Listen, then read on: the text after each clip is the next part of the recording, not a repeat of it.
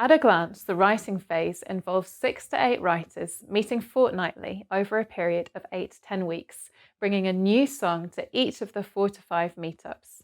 Anyone who doesn't is out for the rest of the song circle. The focus of each gathering is on listening to all the new songs and giving feedback. So to start with, you'll need to identify 6 to 8 writers from your community. Any less than 6 and there's a certain buzz that's missing, any more than 8 and it'll be tricky to get through all the songs when you meet up.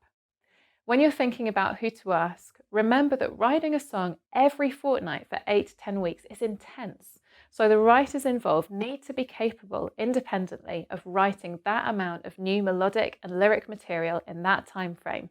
They need to have the capacity for it in the current season and be available for all the meetups. So do make sure you outline the commitment required clearly when you invite people.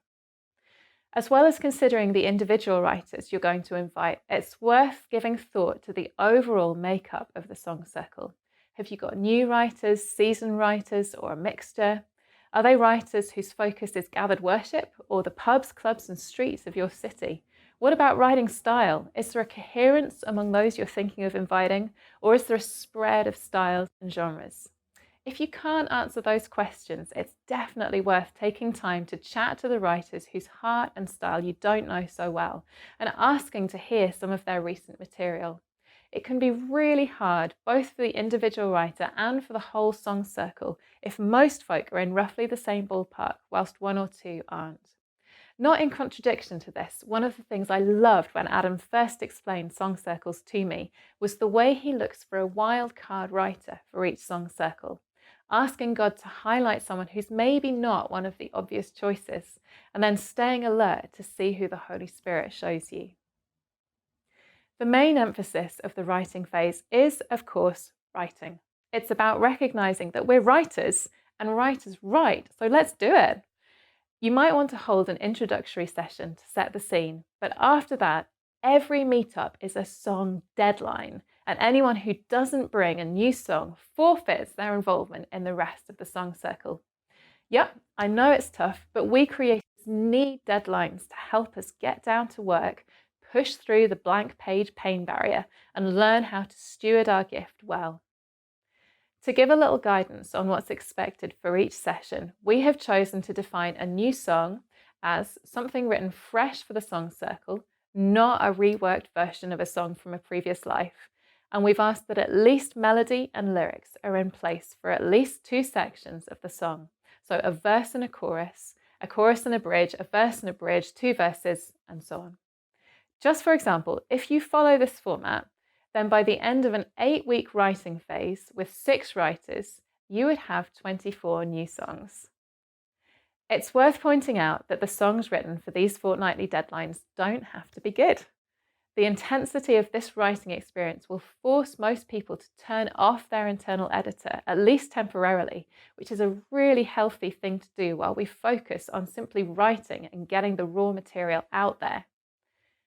At the fortnightly meetups, the main event is listening to the songs that have been written. This is such an exciting part of the journey. There's always a real sense of anticipation in the room, maybe some nerves, and probably a real mixture of how people are feeling about the song they've brought.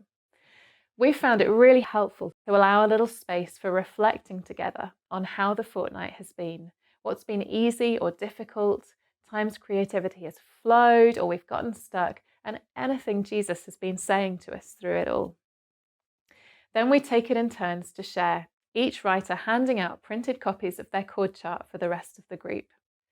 Once the writer has shared their song, the floor is open for feedback, and the rest of the group calls out the good, affirms the writer and the strengths in their song, and gives positive pointers for things to work on. It's really important that this doesn't slip into co-writing, where people make very specific suggestions on how to change the song.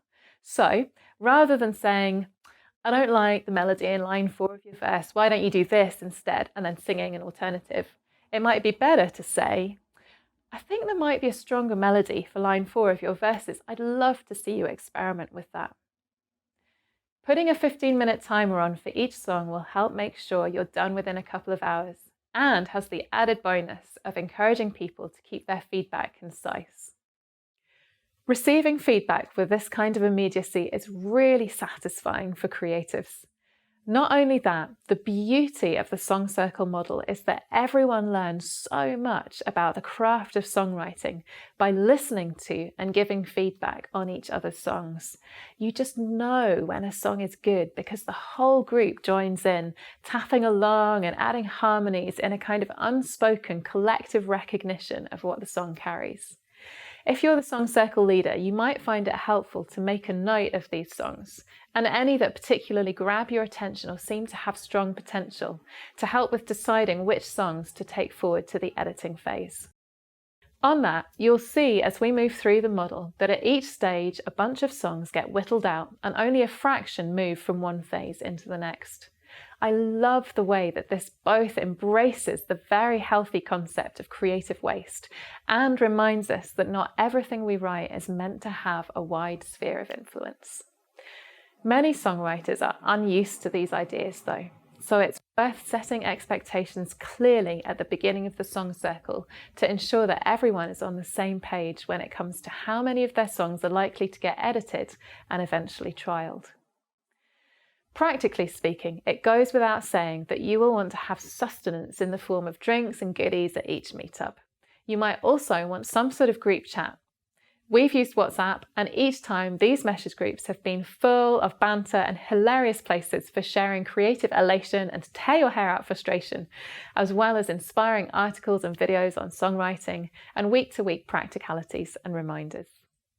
This is a brilliant way of forcing ourselves to stretch outside of our comfort zone and of pulling something fresh into our writing. In fact, what we discovered when we did this was that some of our writers did their best work when they had limitations imposed on them.